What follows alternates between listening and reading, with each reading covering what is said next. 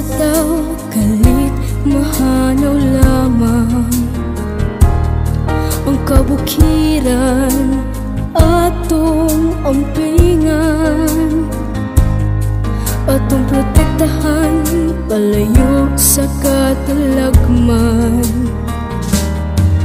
Kay gimugdaman kini sa kahitasan para himuan nato og Pinoy-anan.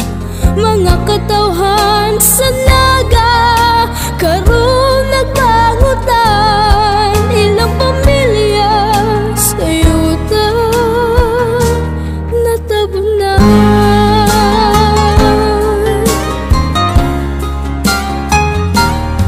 Atong hinabang maoy ilang gikinahanglan para sa pamilya nga nabiktima sa katalagman.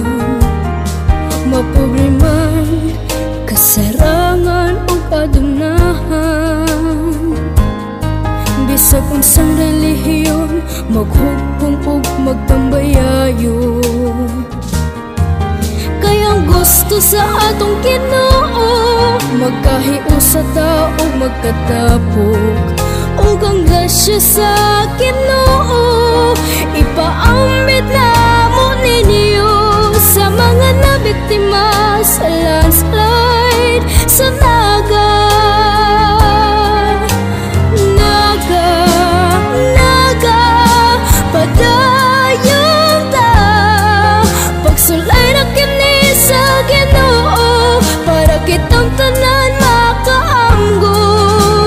Naga, Naga, wala ka mag-inusara, kay ang katawhan sa Pilipinas nagkahiusa para nimo, ug dili kam namo pasagdan, kay amo kang tabangan. Ikaw ang among sumbanan, ug ikaw ang kahayag para malamdagan ang nasalag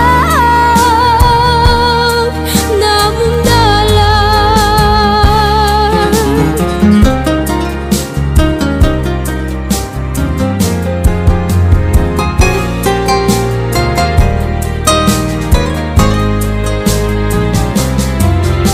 Naga, Naga, padayon ta, pagsulay na kini sa Ginoo para kitang tanan makaamgo.